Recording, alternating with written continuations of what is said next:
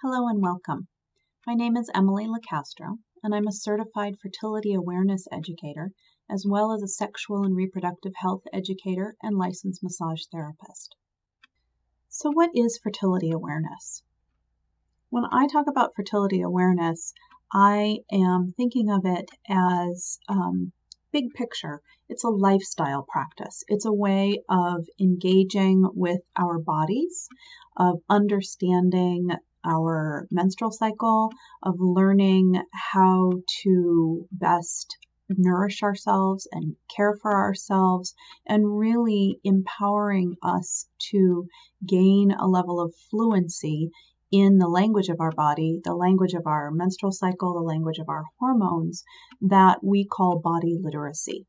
So it's a large practice. It's a way of living in our bodies and listening to the changes that are happening day to day.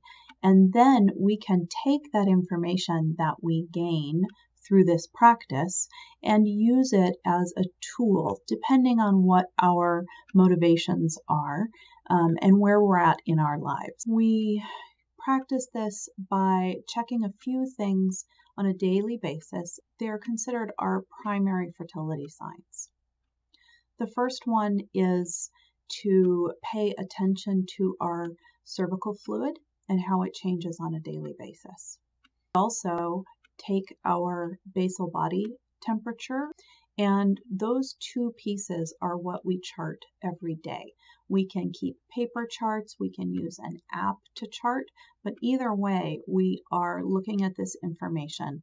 It's optional to also include our cervix changes day to day to do an actual cervix check. We can also look at signs that we would consider secondary fertility signs. And these are things like, do we have menstrual cramps? Do we get cramping before our period? Do we have that sharp, sudden sensation around the time that we ovulate? How is our sex drive and our libido? How is our mood? Do we have breast tenderness? So all of those are examples of optional secondary fertility signs that we might track as well.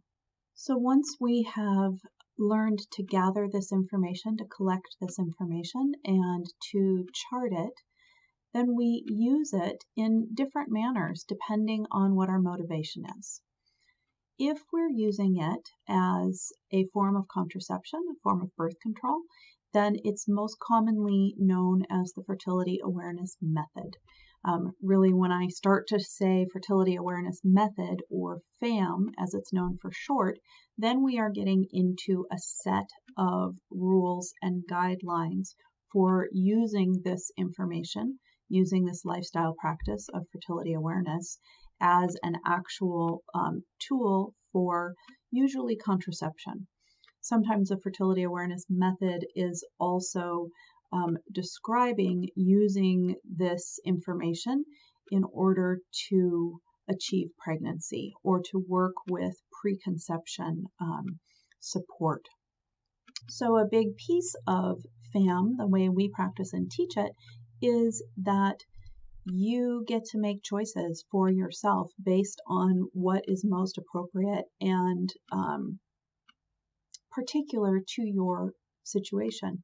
If you are using FAM as a method of birth control, then during that period of time in which you are fertile in each cycle, it is up to you to determine how you are going to work with your fertility, how you are going to interact with that potential for conception.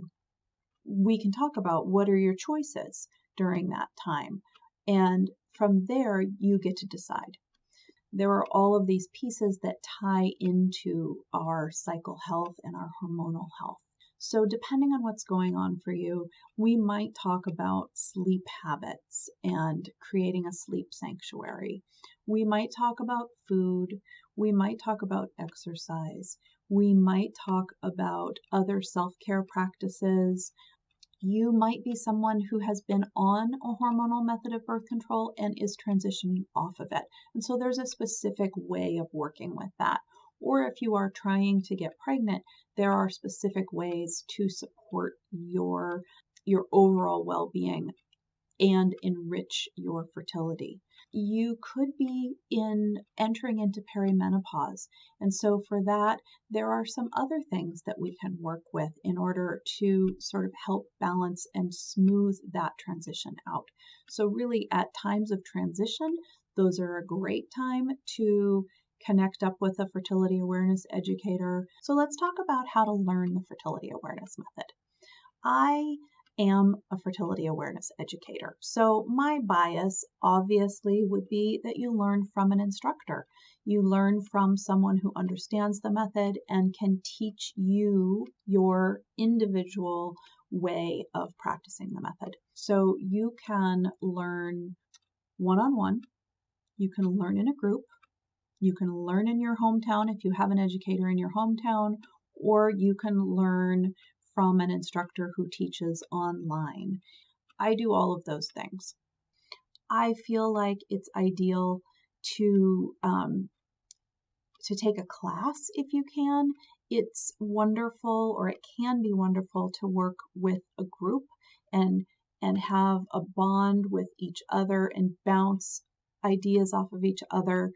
When other people ask questions, it can be really useful to actually get insight and think of things you might not have thought of. When I do classes, I also have a follow-up monthly sort of open charting circle. And so it forms this ability to have ongoing support. So that's an option. I feel like there's a lot of power in gathering together and connecting with each other and having ongoing relationships. That's one of my passions in life, and so that's something that I'm building into my practice. There are also great books. There are online groups. There are wonderful podcasts. So those are all ways to sort of enrich your education. But once again, I feel strongly that learning from an instructor, having a relationship with someone who can look at your big picture and also look at your subtle differences or issues that you have, I feel like that's really important. If you're interested in working with me, go to my website. My practice is called Full Moon Healing Arts. So you can look up Full Moon Healing Arts. You can also look up Emily LIcastro, or if you go to the Association of Fertility Awareness Professionals, there's a listing there of all of the certified practitioners.